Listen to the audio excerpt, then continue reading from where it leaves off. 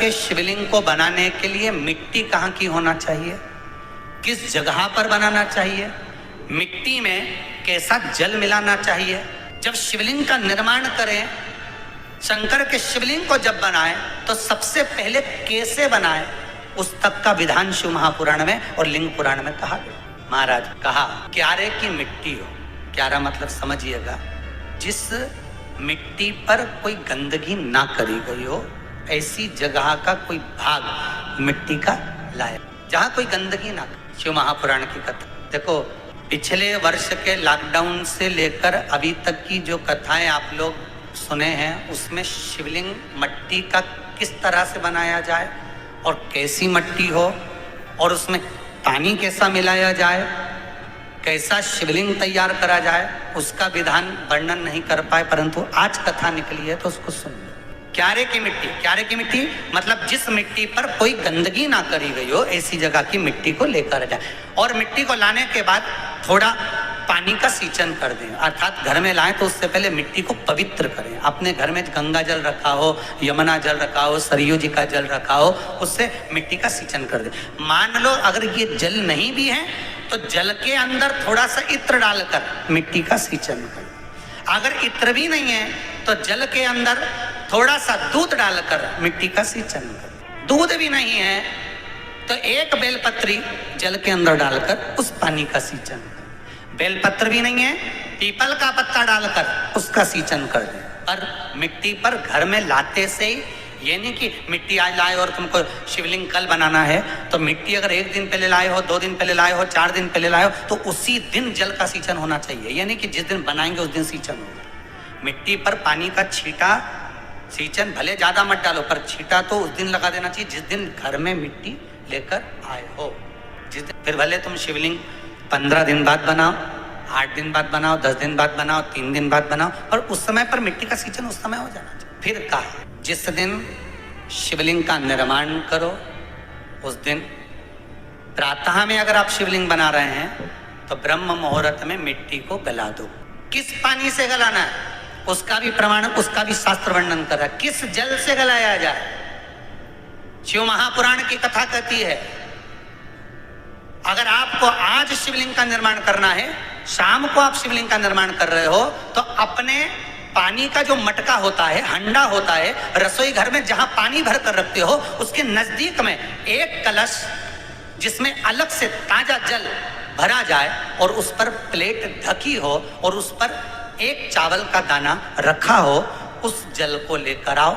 थोड़ी देर रखा रहे, आधा घंटा, 2 घंटा, 3 घंटा, 15 मिनट, 20 मिनट, पर वो पानी वहां रखा होना चाहिए। रसोई घर में अन्नपूर्णा का निवास होता है, परिंदे के पास पितरों का निवास होता है। अन्नपूर्णा, पित्र सब रसोई घर के भीतर विराजमान होते हैं। शास्त्र कहता है 33 कोटि देवता एक समय के लिए, एक क्षण के लिए हमारे रसोई घर में प्रवेश करते हैं। इसलिए रसोई घर को तुम पूरे घर को स्वच्छ रखो ना रखो, पूरे घर को तुम साफ रखो ना रखो, पर रसोई घर एकदम क्लीन होना चाहिए, साफ होना चाहिए, स्वच्छ होना चाहिए। आज के जमाने में तो खैर गया, पर पहले जब मट्टी के चूल्हे होते थे, जब चूल्हा बंद होता था तो उसको गीला कर कर, गोबर को या पानी में उसको गीला कर कर, एक कपड़े को गीला कर कर पूरे चौके को, रसोई घर को पोंछा जाता था। मिट्टी का होता था वो, तो भी उसको पोता लगाते थे, पोंछते। तो पहला क्रम है पार्थिव शिवलिंग का निर्माण। सावन के महीने में अगर आप शिवलिंग बनाते हैं, सोमवार को शिवलिंग बनाते हैं, तो नियम ध्यान रखिएगा। महाराज लिंग पुराण से है ये, इसका नियम ध्यान रखिए। क्या करना है, मिट्टी को लाना है, जल का छींटा देना, छींटा जरूर देना है। घर में लेकर आए और जल का छींटा होना जरूर है। 2 दिन तक, 3 दिन तक मिट्टी रखी हुई है और उसके बाद अगर आपने पानी का छींटा नहीं दिया है और आपने डायरेक्ट मिट्टी को गला दिया और उसके बाद बनाया, तो उसका कोई प्रमाण नहीं। जल का छींटा अवश्य। फिर उसको रख दें, 15 दिन बाद बनाओ, 4 दिन बाद बनाओ, 3 दिन बाद बनाओ, 2 दिन बाद बनाओ। शिवलिंग जब बनाओ तब उस मिट्टी को, जो कलश आपने रसोई घर में रखा है चावल का दाना रखकर प्लेट के ऊपर, अर्थात उस कलश का जल उस मिट्टी में थोड़ा सा डालिए। क्यों डाला जाता है उसका भी भाव वर्णन किया है। अब भविष्य पुराण, स्कंद पुराण और अग्नि पुराण, इन तीनों से ले लिया गया, वर्णन किया गया। जब उस कलश का जल हम डालते हैं तो उस कलश में पितरों का भाव आ जाता है, अन्नपूर्णा का भाव हो जाता है, घर में लक्ष्मी का भाव हो जाता है, संपदा का भाव हो जाता है। पूरे 24 घंटे के अंदर एक क्षण के लिए रसोई घर में 33 कोटि देवता आते हैं, तो वो देवता का सारा भाव उस कलश के अंदर आ जाता है। और वो जल जब हम उस मिट्टी में मिलाते हैं तो गंगा, यमुना, सरयू, सरस्वती, ये 33 कोटि देवता में, तो इन सब का आनंद उस जल में आ जाता है। और वो जल जब हम मिट्टी में मिलाते हैं तो मिट्टी पवित्र हो जाती है, स्वयं कैलाश अधिपति को स्वीकार करने के लायक हो जाती है, निर्मित करने के लायक हो जाती है। शिवलिंग का निर्माण। अब शिवलिंग का निर्माण कैसे करना? मिट्टी में गला दिया पानी में। सबसे पहले शिवलिंग बनाने से पहले पात्र जो होता है उसके नीचे एक बेलपत्र रखी जाती है। क्या रखना है? एक बेलपत्र। शंकर को झेलने के लिए कोई साधारण नहीं है पात्र जिस पे झेला जाए। स्वयं गंगा शिव की जटा में और आप शंकर के शिवलिंग का निर्माण कर रहे हो, कोई साधारण नहीं हो सकता। स्वयं आप विदेश्वर संहिता के अंतर्गत पढ़े कि ब्रह्मा और विष्णु, ब्रह्मा ऊपर जा रहे हैं, भगवान विष्णु नीचे जा रहे हैं, तो पता नहीं कर पा रहे कि यहाँ चरण कहां पर और शीश कहां पर है, उसको जान ही नहीं। बस एक बेलपत्र साधारण भाव में, बेलपत्र भी सीधा भाग, और इस बेलपत्र की जो डंडी है वो उत्तर दिशा में रखना है थाली के अंतर्गत। जब आप शिवलिंग का निर्माण करें उत्तर, इसके ऊपर जो गलाई हुई मिट्टी है वो डाल दीजिए, और डालने के बाद सबसे पहले शिवलिंग का स्वरूप बनाना है। सबसे पहले नीचे की जलाधारी नहीं बनाना। क्या बनाना है? शिवलिंग का स्वरूप बनाना। बनाने के बाद उसी शिवलिंग के पास में और मिट्टी डाल लीजिए, फिर जलाधारी का निर्माण करें। फिर शिवलिंग जलाधारी निर्मित हो गई। शंकर जी का संपूर्ण परिवार शिवलिंग में रहता है, आपको पहले भी कहा। भगवान भूत अधिपति भूतेश्वर भगवान शिव का संपूर्ण परिवार शिवलिंग में, पहले भी कथा में कहा, आज फिर आपको वर्णन कर देते हैं। जैसे ये जलाधारी है गोल, ये चरण है, ये शिवलिंग है। ये जो गोल भाग है जहां पर भगवान शंकर का शिवलिंग रखा है, ये पार्वती जी का हस्त कमल है। जहां से पानी नीचे गिर रहा है, इसके राइट भाग में श्री गणेश जी का स्थान, लेफ्ट भाग में श्री कार्तिकेय जी का स्थान। बीच में जो एक मोटी सी लाइन होती है जलाधारी में, वो पार्वती जी के सुंदर पुत्री अशोक सुंदरी का स्थान।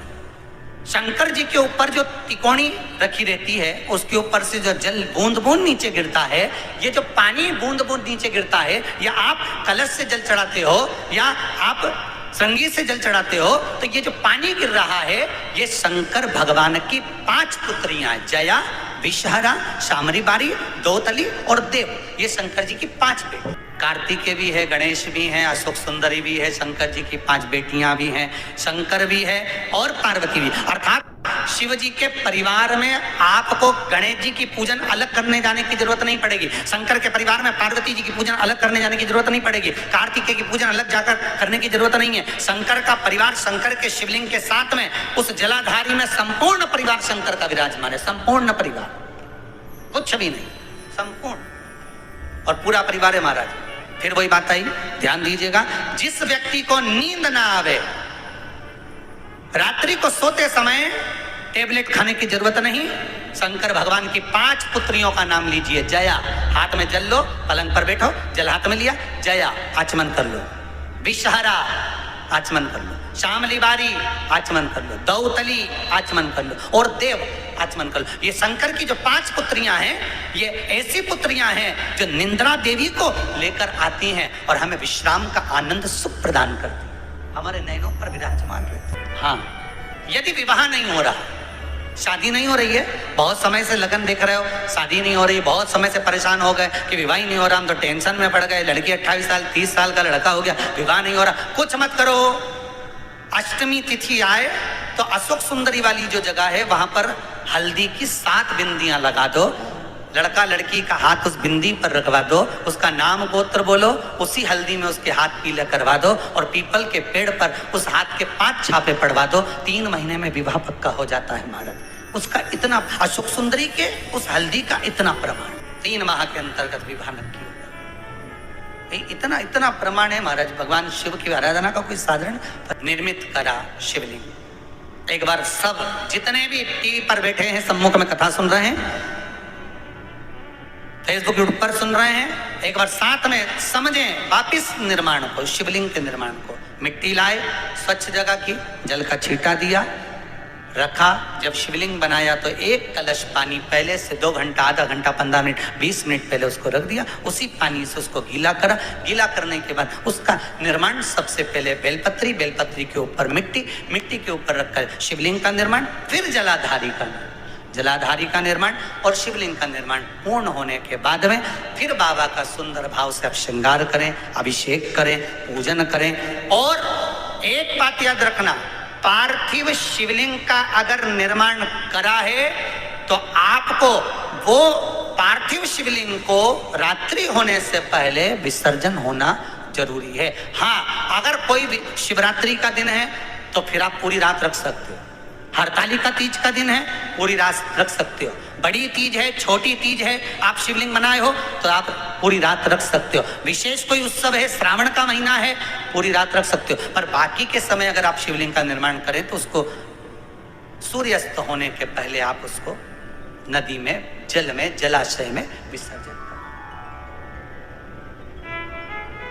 और ध्यान दीजिएगा, विसर्जन करते समय जब आप विसर्जन करें, पानी में अपने पात्र को, शिवलिंग को जब छोड़ें, उस समय पर ध्यान दीजिएगा कि शिवलिंग की जो जल की धार है, जिसका उत्तर की ओर जो जल की धार होती है, विसर्जन करते समय वो जल की धार अर्थात वो उत्तर का भाग हमारी ओर होना चाहिए। और थाली इस तरह से पकड़ें कि वो भाग हमको जब डालें तो वो भाग हमको दिखे, थोड़ा सा नजर आए पानी में डालते समय। और जब वो थोड़ा भाग दिखता रहे, और जिसलिए आपने शिवलिंग बनाया, जिस कामना से आपने शिवलिंग बनाया है, वो कामना उस भाग को पानी में देखते देखते बोल दीजिए, वो कामना पूर्ण हो जाती है। इसको कहते हैं पार्थिव शिवलिंग का निर्माण करना और उसकी आराधना करना।